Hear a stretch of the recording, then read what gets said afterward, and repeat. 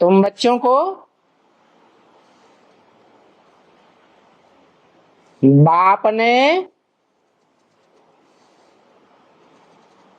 श्री कृष्ण का चित्र दिया है, जिस चित्र में श्री कृष्ण के बुद्ध रूपी हथेली में स्वर्ग दिखाते हैं और लात में नरक दिखाते हैं। अर्थात तुम बच्चे इस नरक की दुनिया को बुद्धि से लात मारने वाले हो।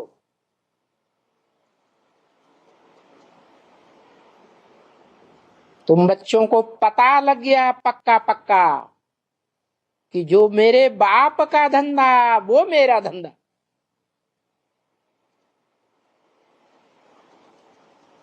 मेरा बाप अकूट ज्ञान धनवान,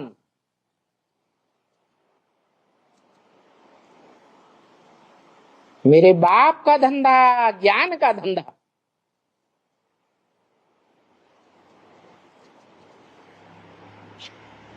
तो बाप की पत रखने वाला बच्चा बाप के धंधे की वृद्धि करेगा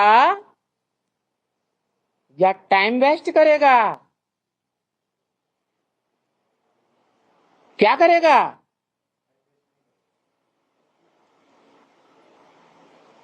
बाप कहते हैं मेरी दिन रात की सेवा है। क्या बाप क्या कहते हैं? आराम है हराम। तो बच्चों को भी एक ही फुरना लगा रहना चाहिए। ज्ञान धन दान करने की सेवा।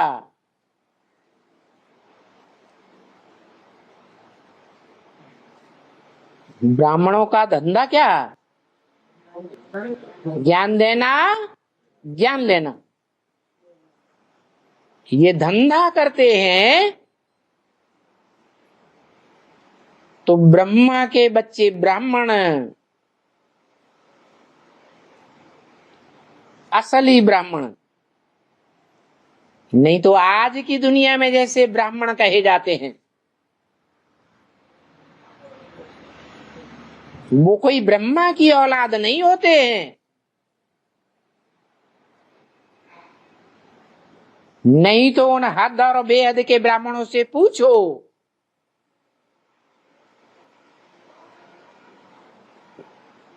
ब्रह्म वाक्य मुरली में प्रश्न दिया है,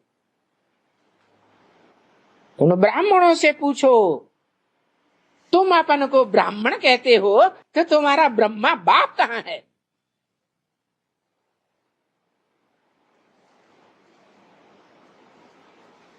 वो ब्राह्मण बेचारे बाहरे हो जाएंगे, या तो कहेंगे सूक्ष्म वतनवासी हो गया। तो बोलो तुम्हारा बाप सूक्ष्म वतनवासी, तुम कहां से टपक पड़े?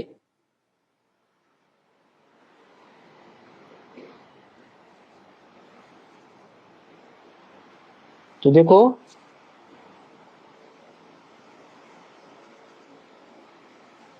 हम बच्चों का तो प्रैक्टिकल बाप है या सूक्ष्म वतनवासी हो गया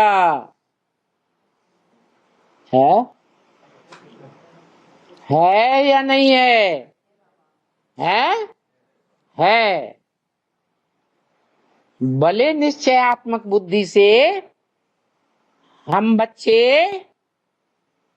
उसे पहचानते हो या न पहचानते हो, लेकिन मानते जरूर हैं इस सृष्टि रूपी रंगमंच पर हमको जन्म देने वाला ब्रह्मा बाप मौजूद जरूर है। आज नहीं तो कल हम बच्चों से मेल जरूर होगा। और एवरलास्टिंग मेल होगा। ऐसे नहीं आज मिले और कल कहें हमें बाप साप कुछ नहीं मिला। कोई ब्रह्मा बाप में भगवान नहीं आया। हमें तो लगता है वो शैतान आया था।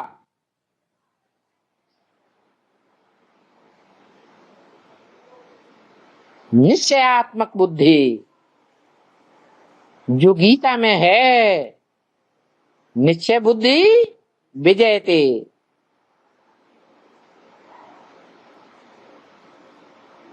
अनिश्चय बुद्धि विनश्यते। विनश्यते का मतलब ये नहीं है कि शरीर विनाश हो जाएगा, नहीं। जो जितना अनिश्चय के सेकंड में गुजरते हैं उनका पद भ्रष्ट होता रहता है। एक सेकंड भी अनिश्चय में गुजरा, खुशी उड़ जाती है, नहीं तो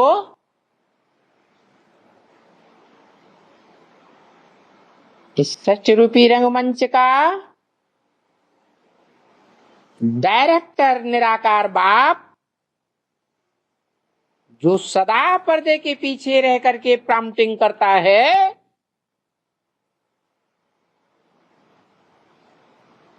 वो तो कहता है ये संगम युग मौजों का युग है, सदा मौज मनाओ।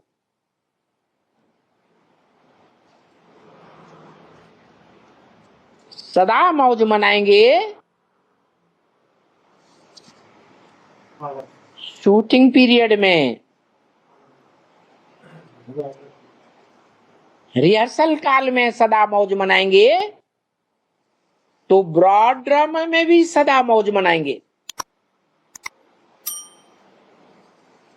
यहां थोड़े समय भी अनिश्चय का अनुभव किया,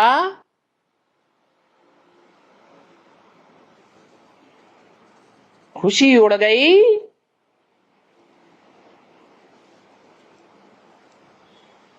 मृत्यु के घाट पहुंच गए।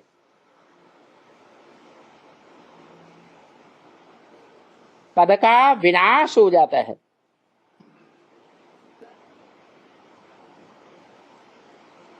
नीचा पद मिलता है तो समाज के सामने आंखें नीची करनी पड़ती है, क्योंकि यहां ऊंचे ते ऊंचा भगवंत बाप आकर के राजयोग सिखाते हैं, जिससे हम जन्म जन्मांतर के राजा बनते हैं। बाप हमें प्रजा योग सिखाने नहीं आया है, राजा बनाने आया है, स्वाधीन बनाने आया है। राजा के अलावा राज्य में जो भी भांति होते हैं वो सब नंबरवार अधीन होते। राज्य का बड़े से बड़ा राज्याधिकारी ही क्यों न हो, सेनापति क्यों न हो, महामंत्री ही क्यों न हो, वो भी अधीन होता है।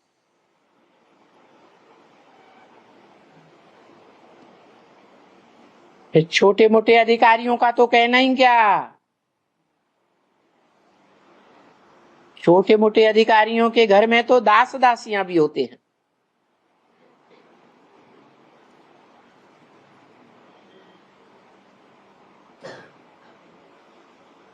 बड़े बड़े साहूकार भी होते हैं प्रजा में, उन्हों के घरों में भी ढेर की ढेर दास दासियां होते। वो सब अधीन।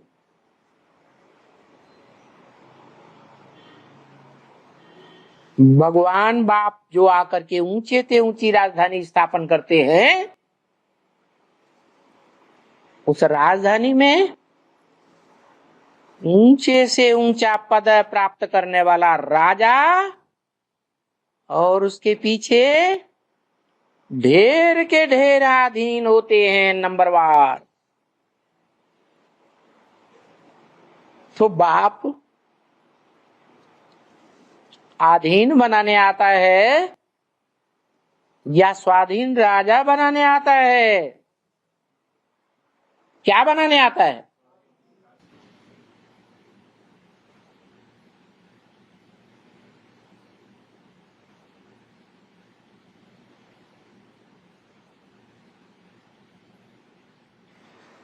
ऐसी राजधानी बनाने आता है, अव्वल नंबर की राजधानी, जिसे वसुधैव कुटुंबकम कहा जाता है। सारी वसुधा के सभी धर्म के मनुष्य मात्र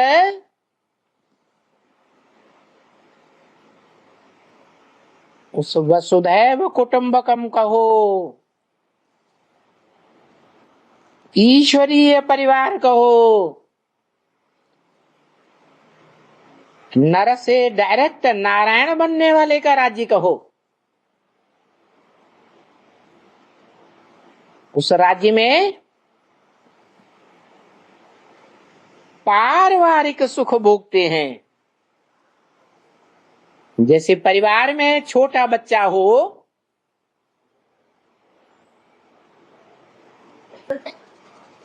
छोटा बच्चा भी कहेगा मेरा राज्य,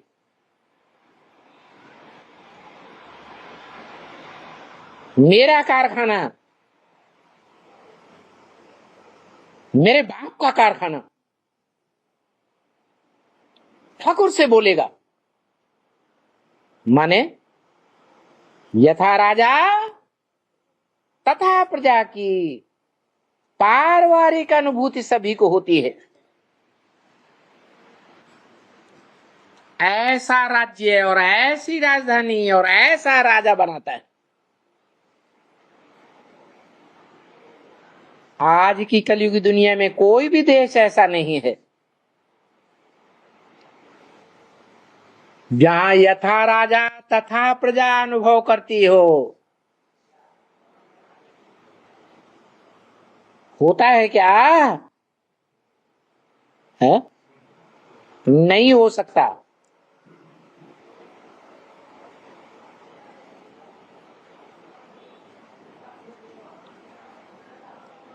आज की कलयुगी दुनिया में जो भी राजाइयां चल रही हैं, प्रजातंत्र राज्य जिसे कहा जाता है, वो उल्टा हो गया।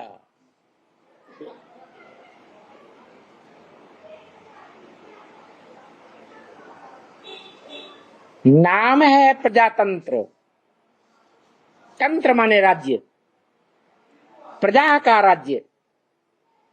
और हर देश में देखा जाए तो प्रजा ही पिटती है और प्रजा के ऊपर शासन करने वाले जो बैठे हुए हैं कुर्सियों पर, वो पीटने वाले हैं।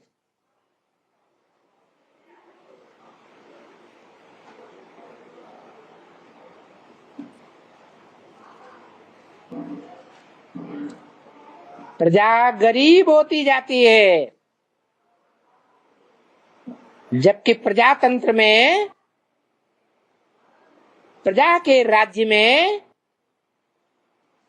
राजा सबसे धनवान होना चाहिए। राजतंत्र है, राजा का राज्य है, तो राजा धनवान होना चाहिए ना। लेकिन यहाँ आज की दुनिया में जो देश देशांतर में प्रजातंत्र चल रहा है, उसमें क्या हाल है? कहने को प्रजातंत्र है, लेकिन प्रैक्टिकल में क्या है? प्रजा का राज्य है या शासकों का राज्य है? प्रजा दिन ब दिन गरीब होती जाती है और साहूकार दिन ब दिन साहूकार होते जा रहे हैं। गरीबों की गरीबी बढ़ती जा रही है और साहूकारों की साहूकारी बढ़ती जा रही है।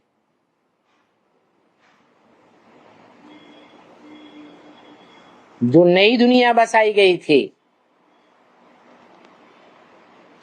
ऊंच ते ऊंच बाप हेवनली गॉडफादर के द्वारा, उस दुनिया में कोई भी गरीब नहीं।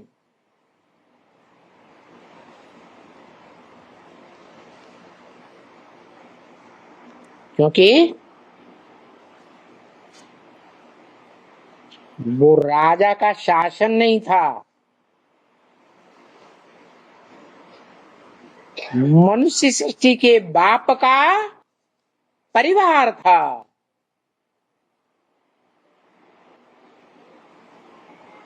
मनुष्य सृष्टि का बाप जो पुरुषार्थी जीवन में नर था, उसी पुरुषार्थी जीवन में नर से नारायण विश्व का मालिक बनता है।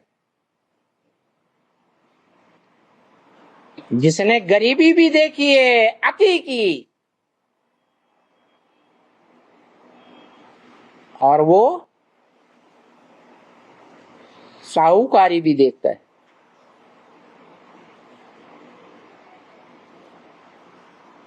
वो जानता है कि दुनिया में सबसे बड़ा दुख कौन सा होता है। सबसे बड़ा दुख दुनिया में होता है रोटी, कपड़ा और मकान।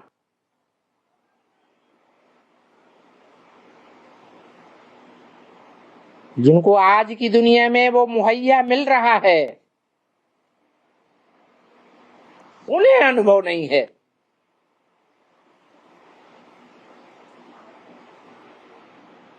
आज से 500 साल पहले ही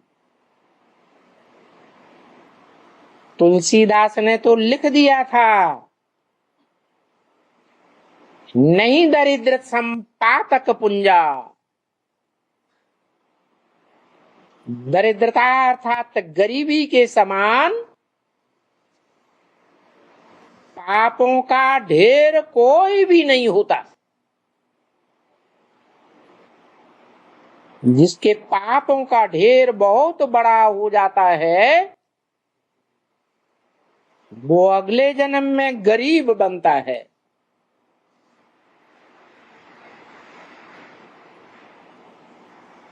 रोटी, कपड़ा और मकान के लिए दर दर भटकना पड़ता है।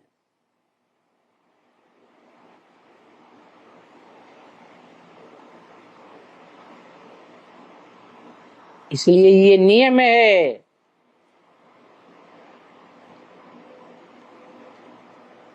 कि जो भी धर्म पिताएं हुए हैं,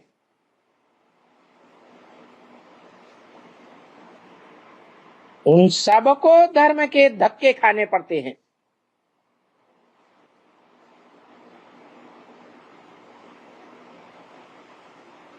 धर्म के धक्के खाते हैं तो अपने धर्म में सर्वोच्च पद पाते हैं। इसलिए इशारा दिया ब्रह्म वाक्य मुरली में, आज की 500-700 करोड़ मनुष्य सृष्टि में लगभग आधी जनसंख्या अर्थात 200-250 करोड़ मनुष्य जिस आत्मा को अपना पिता मानते हैं, धर्म पिता क्राइस्ट, वो क्राइस्ट अभी आखिरी जन्म में बैगर बना पड़ा है।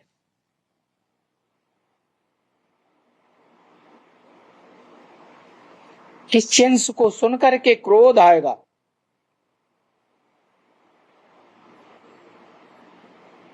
आज की दुनिया में हम अमेरिकन क्रिश्चियंस, हम यूरोपियंस, हम रशियंस इतने बड़े बड़े धनाढ्य,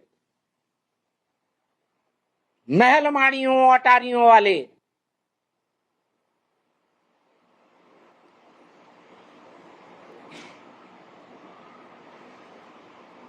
हम सब क्राइस्ट के बच्चे, वो हमारा ऊंचते ऊंच फादर।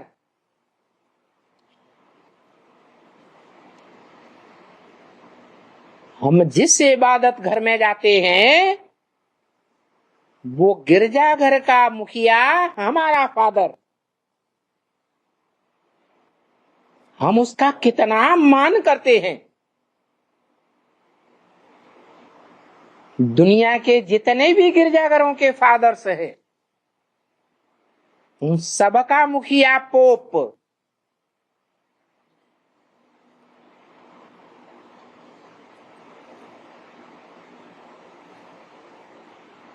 कितना उसका ऊंचा मर्तबा।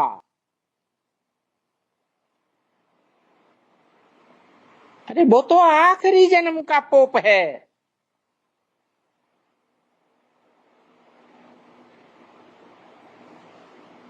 आज तक जितने भी पोप हुए हैं वो सब किसको अपना बाप मानते? क्राइस्ट को बाप मानते। हाँ, क्राइस्ट के लिए ये कहते हैं कि बैगर बना फिरता है, वो भीख मांग रहा है।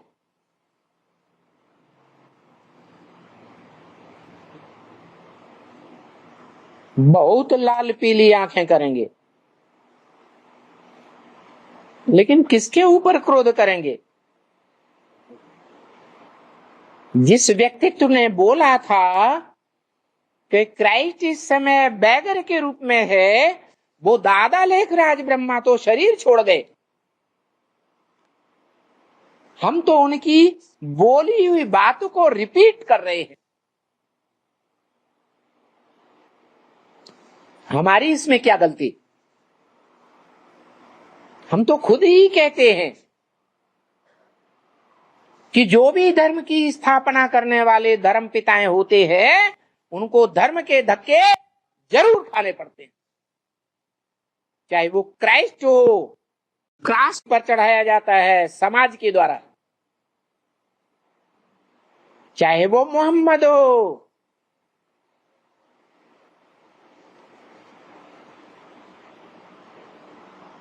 गली गली में पिटाई होती है। आज तक मुसलमान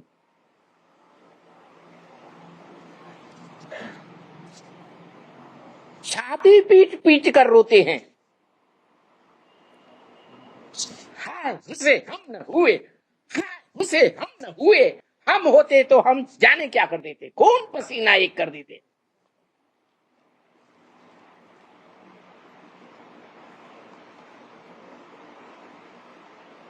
महात्मा बुद्ध बौद्धियों का धर्म पिता, चीन जापान देश बड़े बड़े धर्मखंड, सभी धर्मखंडों के धर्म पिताओं के जीवन चरित्र को देख लो, उन्होंने सबने धर्म के धक्के खाए हैं। धर्म के धक्के खाते हैं तो उस धर्म के फॉलोअर्स उनको ऊंची नजर से देखते हैं।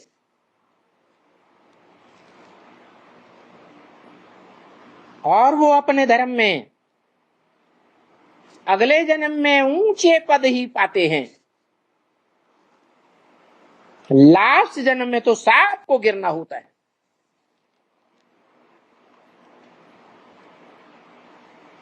वो तो सब धर्म पिताएं हैं द्वैतवादी दुनिया के। जिस द्वैतवादी दुनिया में दो दो धर्म होते हैं, दो दो धर्म पिताएं, दो दो राज्य, दो दो कुल, दो दो भाषाएं, 2 से 4, 4 से 8,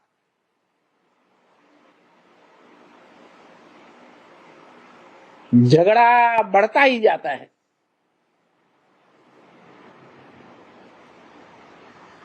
कि द्वैतवादी दुनिया के धर्म पिताएं भी ग्रेट फादर्स कहे जाते हैं,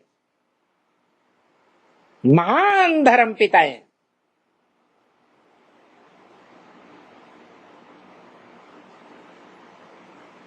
परंतु उन सबकी हिस्ट्री 2500 साल की है।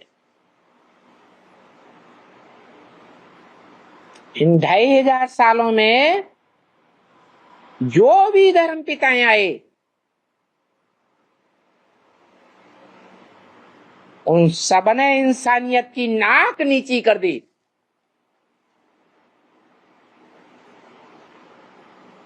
इंसान हैवान बन गया।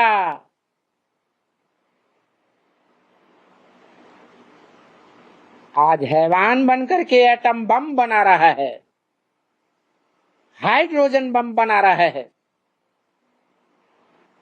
दुनिया के दिलों में कितनी बड़ी दहशत पैदा कर रखी है।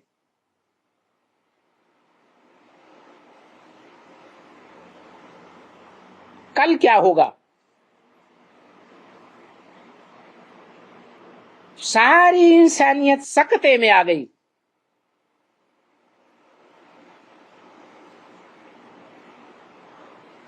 मतलब इन 2500 वर्षों में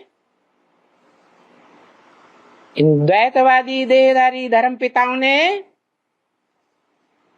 और खासकर इनके फॉलोअर्स ने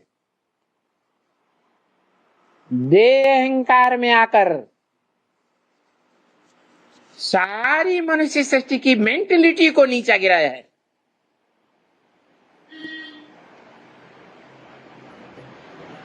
सब एक दूसरे के दुश्मन बने पड़े।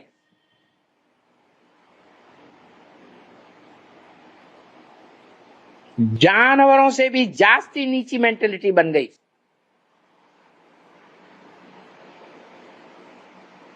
इसको अज्ञान अंधकार की दुनिया नहीं कहेंगे तो क्या ज्ञानियों की दुनिया कहेंगे? ज्ञान रोशनी है, अज्ञान अंधकार है।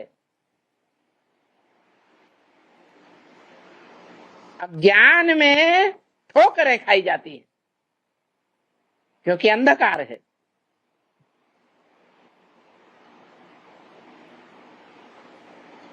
ज्ञान की रोशनी सुखदाई है। ज्ञान की रोशनी को दिन कहा जाता है। अज्ञान को अंधकार की रात कहा जाता है। दिन और रात बराबर होते हैं। दुनिया की हर चीज 4 अवस्थाओं से पसार होती है। कोई भी चीज ले लो, मनुष्य ले लो, कोई जानवर ले लो, नदी ले लो, पहाड़ ले लो, दुकान ले लो, मकान ले लो, किला ले लो, सब 4 अवस्थाओं से पसार होते।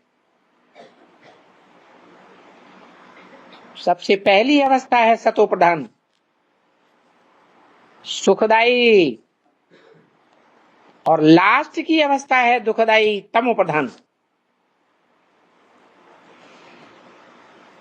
माना पहली 2 अवस्थाएं हैं सुखदाई और बाद की दुखदाई अवस्थाएं। तो जो सुख आता है, सुखदाई स्टेज, वो ज्ञान से आती है। जहां ज्ञान होता है वहां सुख होता है। जहां अज्ञान होता है वहां दुख होता है। तो समझ जाना चाहिए, ये देहधारी धर्म पिताओं की दुनिया बनाई हुई है। ये देह के अहंकार में रहने वाले 5 तत्वों से बने हुए इस देह को बड़ा महत्व देते हैं।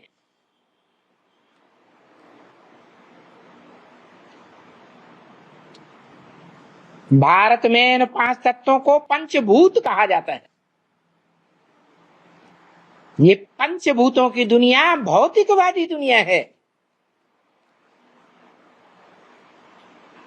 आज सारा मानवीय समाज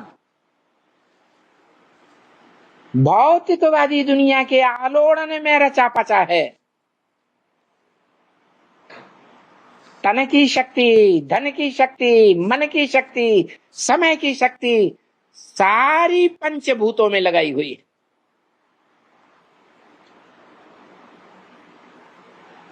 और इस भौतिकवादी दुनिया का प्रभाव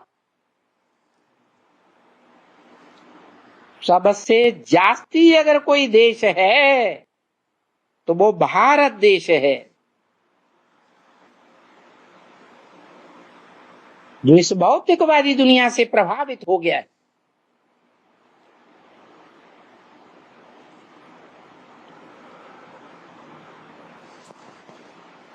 किसी को पता नहीं कि पंचभूतों से बनी हुई इस देह में जो आत्मा है वो मुख्य चीज है। देह मुख्य नहीं है, आत्मा मुख्य है। हर देहधारी में, हर प्राणी मात्र में आत्मा चैतन्य ही विशेष है, अविनाशी है। देह विनाशी, देह के 5 तत्व विनाशी। विनाशी में बुद्धि लगाएंगे, तन लगाएंगे, धन लगाएंगे, समय संपर्क की शक्तियां लगाएंगे तो विनाश को पाएंगे। सुख का विनाश होता रहेगा। और जो चैतन्य आत्मा है, जिस चैतन्य आत्मा की रोशनी आंखों से निकल रही है, चैतन्य आत्मा शरीर से निकल जाती है तो आंखें बटन हो जाती हैं। वो चैतन्य आत्मा के मनन चिंतन मंथन में रहेंगे, प्रैक्टिस करेंगे तो सुखमयी जीवन जिएंगे।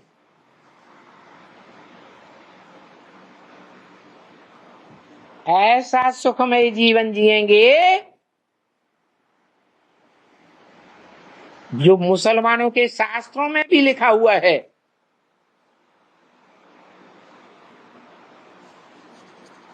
कि जब इस दुनिया में दुनिया की बड़े से बड़े दुखदाई स्थिति हो जाएगी, इस दुनिया में कयामत बर्पा होगी, उस टाइम पर खुदा के बंदे जो रूहानियत की स्टेज में रहेंगे, रूह माने आत्मा, आत्म की स्मृति में रहने वाले होंगे, वो बड़े मौज में रहेंगे।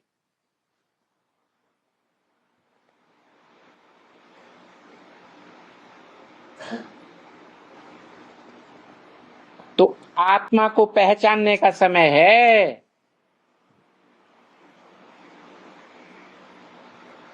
अविनाशी सुख पाने का समय है। और ये अविनाशी सुख, जो अविनाशी आत्मा है, उस अविनाशी आत्मा के बाप से ही मिल सकता है।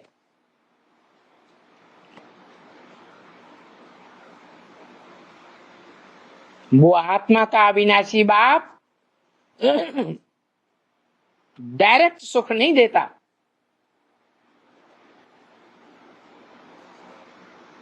सुख का रास्ता बताता है।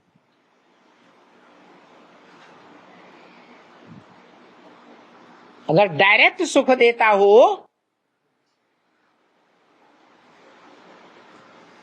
तो 500-700 करोड़ मनुष्यों को बराबर सुख दे दे।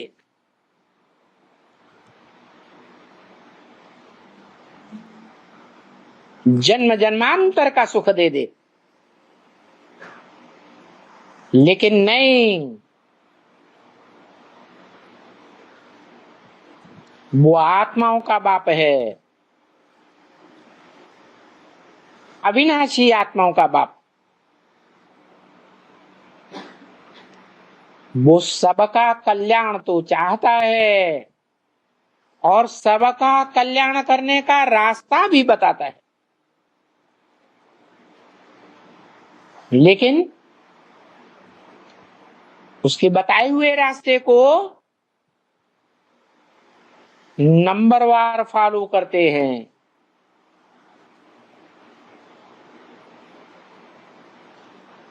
फॉलो करने वाले एक जैसे नहीं है फॉलोअर्स।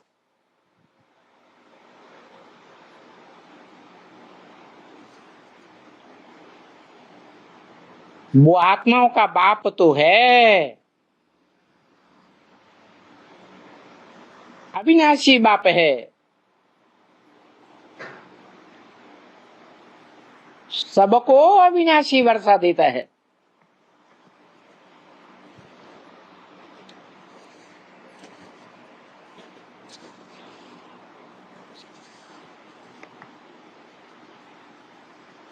लेकिन लेने वाले नंबरवार हैं। क्यों? क्योंकि कोई आत्माएं हैं जो जन्म जन्मांतर धर्म पिताओं देहधारियों से प्रभावित होकर रही है, और कोई आत्माएं हैं जो जन्म जन्मांतर आत्मिक स्थिति में रहने की जिसने ज्यादा से ज्यादा प्रैक्टिस की है। शूटिंग काल में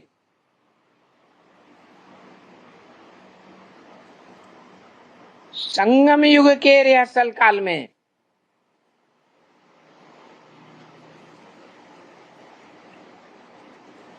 हीरो पार्टधारी के साथ जन्म जन्मांतर रही हैं, तो प्रैक्टाइज्ड हो चुकी हैं।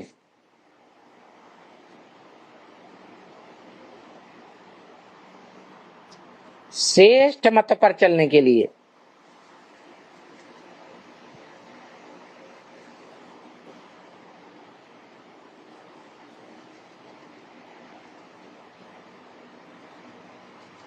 तो हर आत्मा में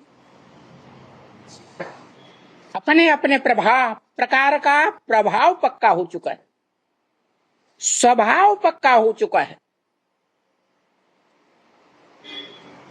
जैसे नाली के कीड़े का स्वभाव होता है, नाली के कीड़े को नाली में से निकाल करके साफ सुथरे ईश्वर के वो सूर्य के प्रकाश में रख दो, वो तिल मिलाएगा, बिल मिलाते हुए फिर नाली में घुस जाएगा।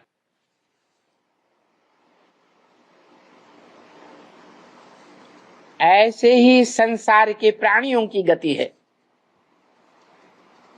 ये जन्म जन्मांतर के संग के रंग का प्रभाव है।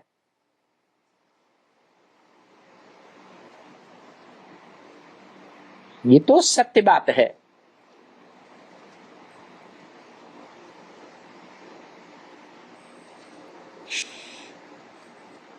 इस षष्ठ रूपी रंगमंच पर जो हीरो पार्टधारी है,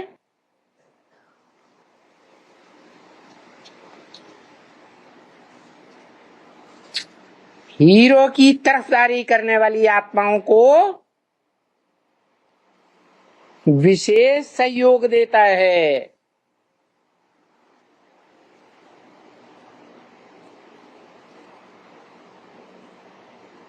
क्योंकि दिल से दिल को राहत होती है।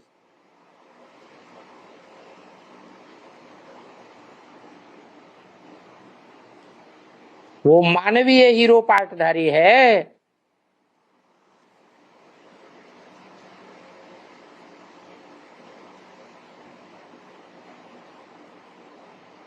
इंसान की इंसानियत को महत्व देता है।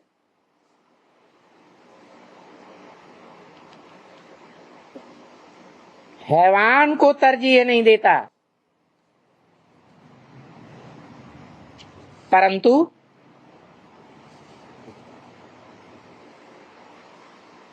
रिहर्सल काल में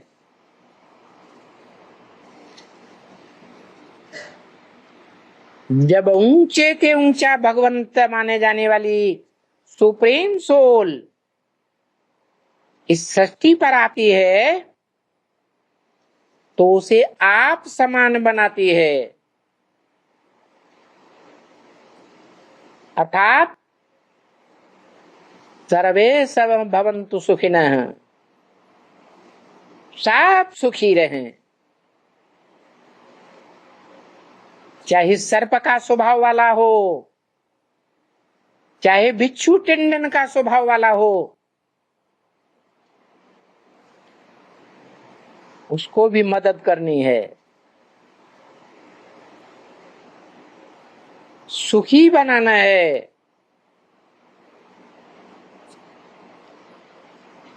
पहले तो मनुष्यों की बात है,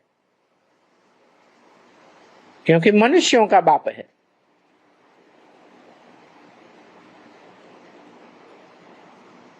हर एक आत्मा अपनी जाति को तरजीह देती है। तो मनुष्यों का काम है, इंसान का काम है इंसानों को सहयोग देना, लेकिन पहचान देनी पड़ती है कि इंसान कौन है और हैवान कौन है। इंसान का मतलब ही है शान में रहने वाला, देह की शान में रहने वाला नहीं, देह के अहंकार में रहने वाला नहीं, क्योंकि हम देह नहीं हैं, हम तो आत्मा हैं। आत्मा की शान में रहने की बात है। हम राजा नहीं हैं, आत्मा है। हम आत्मा बाप के बच्चे हैं। बाप जिस तन में आता है उसका नाम ब्रह्मा रखता है, तो हम ब्रह्मा के बच्चे ब्राह्मण हैं।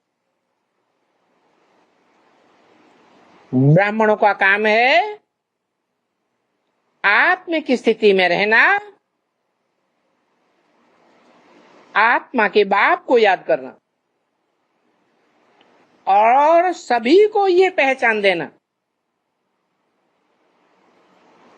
कि तुम देह नहीं हो, देह विनाशी होती है।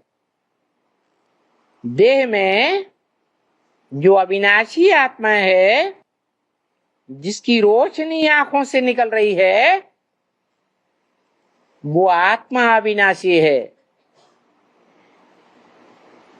देह का विनाश हो जाता है तो भी आत्मा रहती है, और आत्मा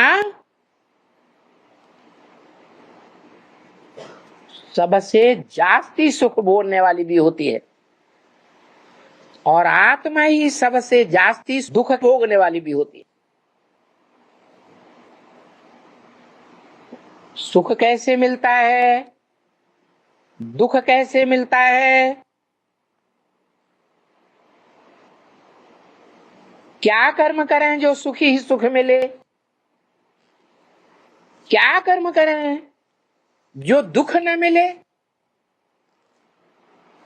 वो कर्म कर्म गति का रास्ता, कर्म अकर्म और विकर्म की गति का रास्ता ऊंचे से ऊंचा भगवंत आकर के बताता है। क्योंकि और सब मनुष्य आत्माएं जन्म मरण के चक्र में आने वाली हैं, इसलिए पूर्व जन्मों की सारी बात भूल जाती है। कोई को जन्म जन्मांतर की सच्चाई याद नहीं रहती है।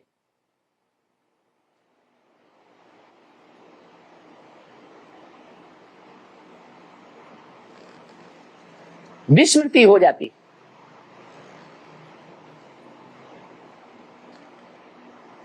क्योंकि मृत्यु एक ऐसा एक्सीडेंट है, बड़े से बड़ा एक्सीडेंट।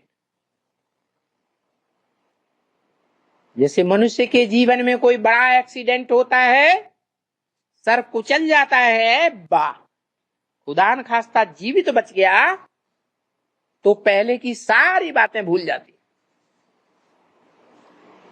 ऐसे ही ये मृत्यु भी एक महान एक्सीडेंट है, और ये एक्सीडेंट जन्म जन्मांतर होता आया है।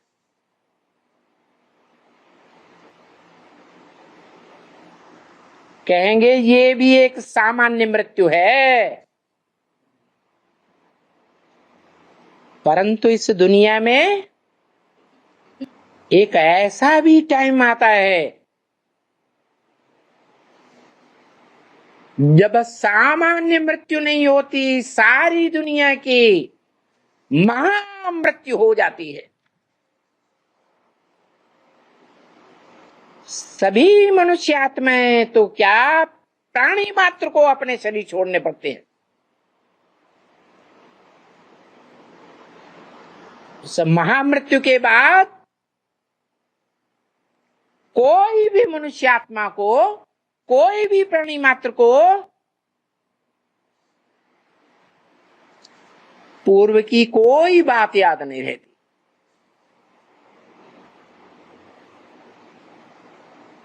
क्योंकि ये महामृत्यु है, ये बड़े से बड़ा दुनिया का एक्सीडेंट है। सामान्य मृत्यु जो दुनिया में होती रहती है, वो बड़े से बड़ा दुनिया का एक्सीडेंट नहीं है।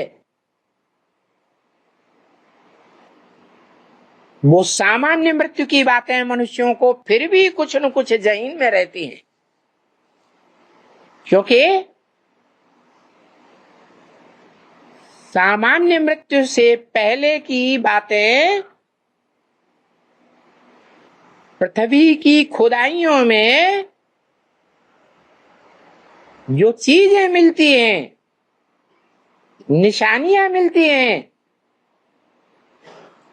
उन निशानियों से अनुमान लगा लेते हैं कि पहले की जिंदगी कैसी थी।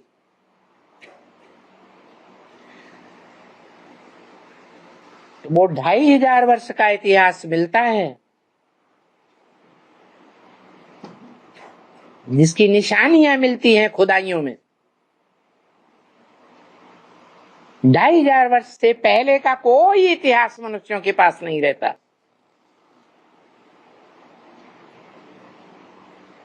और ये 2500 वर्ष का मानवीय इतिहास दुखों का इतिहास है।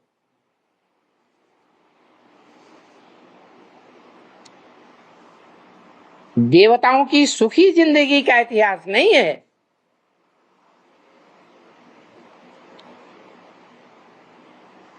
जो हेवनली गॉडफादर ने आकर स्थापन किया था, जिस हेवन में सुखी ही सुख होते हैं, दुखों का नाम निशान नहीं होता। और देहधारी मनुष्यों के द्वारा जो भी धर्म पिताएं आए, उन धर्म पिताओं के द्वारा जो धर्म स्थापन होते हैं, उन धर्मों में दुख ही दुख बढ़ता जाता है,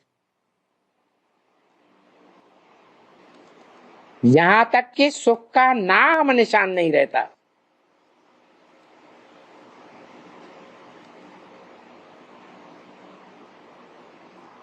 तो एक सृष्टि कही जाती है नरक। नर माने मनुष्य। मनुष्य जो कुछ प्रयास करता है उससे नरक बनता है। मनुष्य जो मनमत चलाता है उस मनमत से नरक बनता है, और मनुष्यों की मत पर चलता है उससे भी नरक बनता है। और जो मनुष्य नर कहे जाते हैं, उस नर को नारायण बनाने वाला भगवान जब इस सृष्टि पर आता है, जो मनुष्य को देवता बनाता है, उसकी मत पर जो चलते हैं वो जन्म जन्मांतर की सुखी जिंदगी बनाते हैं। इसलिए कहा जाता है, गीत बनाए दिए हैं दुनिया वालों ने, हद के अर्थ के गीत बनाए, हद के बच्चों के लिए। नन्हे मुन्ने बच्चे तेरी मुट्ठी में क्या है, मुट्ठी में है तकदीर तुम्हारी। है बेहद की बात, बेहद दुनिया की बात है। बेहद बाप आकर के जब बेहद के बच्चों को समझाते हैं तो उनकी ये समझाने की बात है कि हे मनुष्य सृष्टि के बच्चे, तुम आत्मिक स्थिति का पुरुषार्थ करने में बच्चा बुद्धि हो क्या? सगीर बुद्धि नहीं बने हो।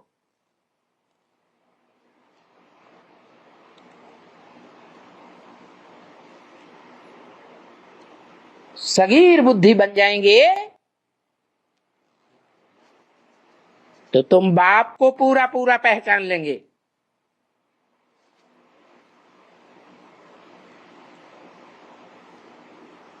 बेहद के बाप को पहचान लेंगे।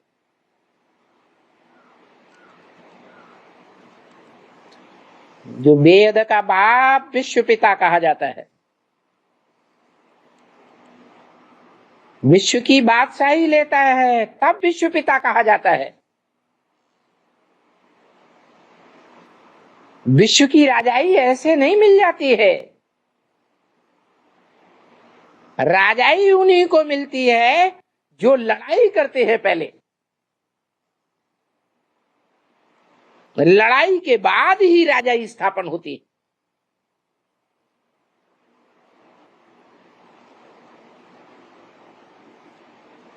और भगवान बाप ब्रह्मा मुख से कहते हैं,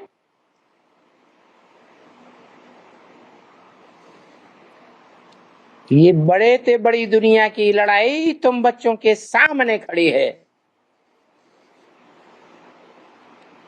जिसका नाम है महाभारी महाभारत गृह युद्ध।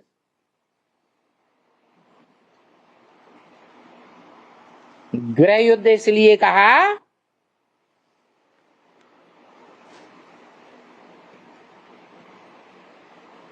कि जो भारत माता है,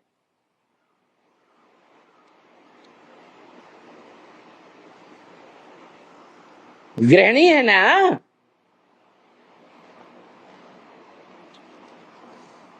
कि जड़ जमीन है? भारत माता है माना चैतन्य है। जो कहते हैं भारत माता की जय, जड़ जमीन की जीत और हार होती है क्या?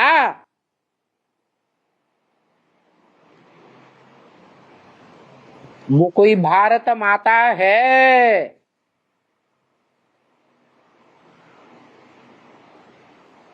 जहां से ये लड़ाई निकलती है दुनिया में और सारी दुनिया को भस्म कर देती है। जो ब्रह्म वाक्य मुरली में बोला,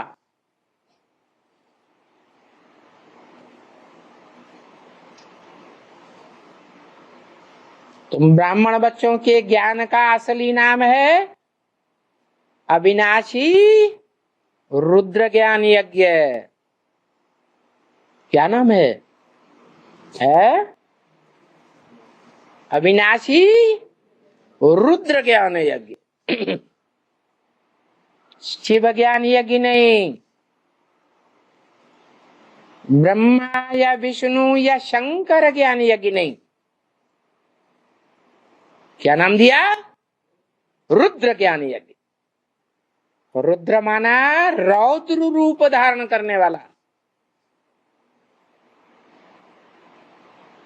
जैसा जौ रौद्र रूप, भयंकर रूप 2500 वर्ष की हिस्ट्री में कोई भी धर्म पिता ने नहीं धारण किया। जो पुराने समाज की पुरानी समाज परंपराओं को नष्ट करने वाला हो।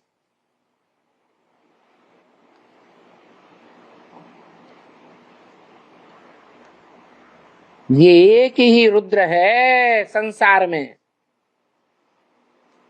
जो इतना रौद्र रूप धारण करता है।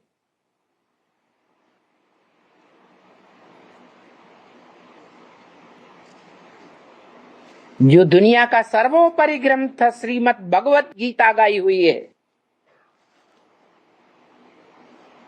उसमें लिखा हुआ है, वो बोलता है रौद्र रूप धारण करके, सर्वधर्मान परित्यज्य माम एकम शरणम व्रज। क्या कहता है?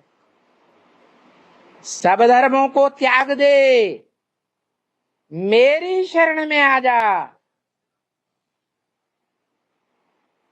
सब धर्मों को त्यागेगा तो धर्म पिताओं को नहीं त्यागेगा है? धर्म पिताओं को भी त्याग देगा।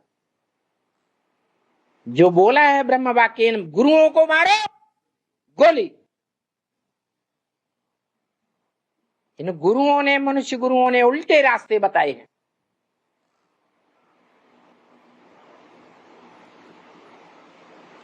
हमारी तो बेहद की भाषा है, हद की गोली मारने की तो बात ही नहीं है।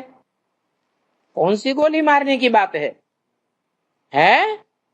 ज्ञान की गोली मारो। भले आग बबूला हो जाएं तो हो जाएं।